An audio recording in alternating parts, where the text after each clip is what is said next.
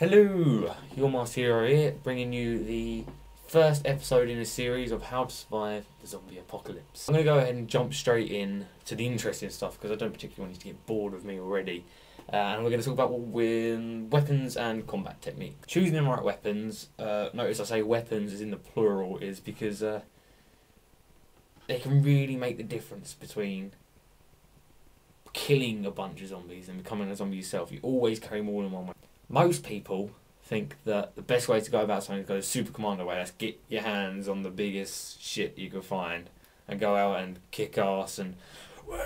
Yeah, that's my impression of someone going commando.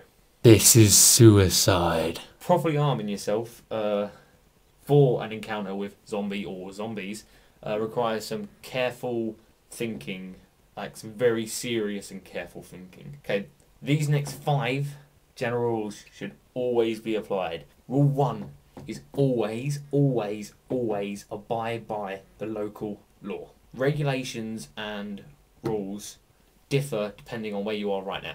If you're in Russia, you pretty much do whatever you want with your guns. America, some places are alright with it, but I'm currently in England and everyone's a bastard. I say abide by the law because your punishment for breaking the law can be either be a hefty fine, like shitloads of money, and then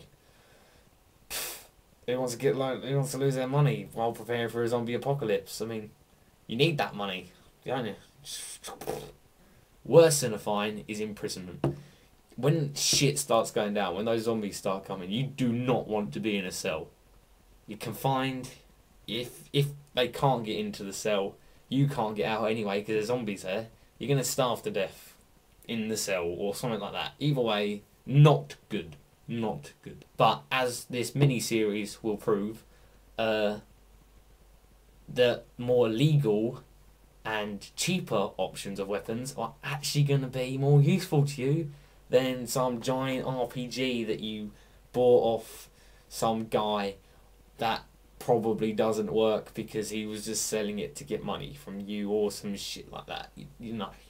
The second rule is no matter what your weapon, train constantly. Seriously, no matter what weapons you have, whether it's a machete, crowbar, baseball bat, or whatever, or some form of sidearm like a pistol, some Beretta, or a rifle, you need to get so good with that gun that it becomes an extension of your body.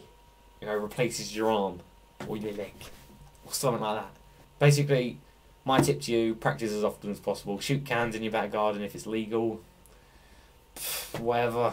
Yeah, you can get a class in it. Like, you can get classes in shotgun handling, like a clay pigeon shooting. I mean, yeah, it's clay pigeon shooting, but if you could shoot that disc flying through the air 100% of the time, then a zombie headshot probably be easier to you than a guy with no practice at all. If your weapon can be dismantled, for instance a rifle, then dismantle it as many times as possible. Practice taking it apart during the day, at night, when it's raining, snowing, whatever. Just practice until you know every pin, every spring, every curve in that gun. Just practice until you can do it blindfolded with your hands behind your back. Some crazy shit like that. Good party trick, that would be. Good party trick. Everyone knows that with practice comes experience and confidence. And both of those qualities are very important to survive a zombie apocalypse. You're not confident to fight, then the zombie's just going to nom on you, isn't he? He's just going to... The third general rule that has to be followed no matter what is take care of your chosen weapons. Your weapons in the zombie apocalypse are probably going to be one of the highest things on your list of importance. You have to treat them as if they were your pet dog or your cat or whatever animal you have, depending on where you are. You might have a tiger. I don't know, can you keep tigers anywhere? Fuck knows. Anyone with any sort of weapon handling experience, such as myself, been in the cadets for 4 years. Well, I was in the cadets. Played around with SA-80 rifles, standard issue. Well, those weapons and stuff like that, anyone could tell you that they need cleaning every day or they just jam up and don't work. And you don't want that in a zombie apocalypse. Zombie running at you and weapon jams. This also applies to your close combat weapons or your machetes or whatever. Blades need polishing, stuff, handles need checking to make sure as you go to hit something it's not going to fly out or whatever like that. And never ever abuse your weapons or expose them to unnecessary damage, whether it's carelessness, just dropping it on the floor, damage it, screwed then, ain't you? The fourth rule that must be followed is beware of display items. There are loads of online shops that sell replica weapons and bows and stuff from Lord of the Rings and shit like that, you know, just films and stuff. But these weapons are mainly made for decoration. These kind of weapons, these replicas, will probably break when you actually need to use them. Like if you have a sword, go to it, zombie, snap, you're fucked. And finally, rule number 5, okay?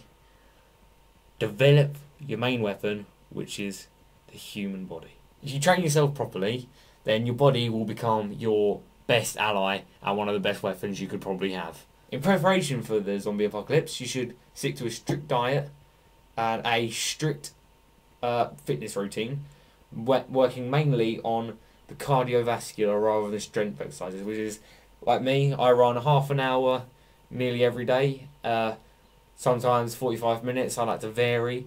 Put my iPod in, sorted. If you can learn a martial art at any time, or if you know one, then good, you need to learn it. Learn it to the T. When you're learning your martial art, focus mainly on how to escape holds and stuff, because if a zombie's got you and you know how to escape from his hold, you're sorted then. It'll be the biggest ally you could probably have. One of the best weapons as well is learning how to get out of a zombie's hold, because if you don't, then thanks for watching.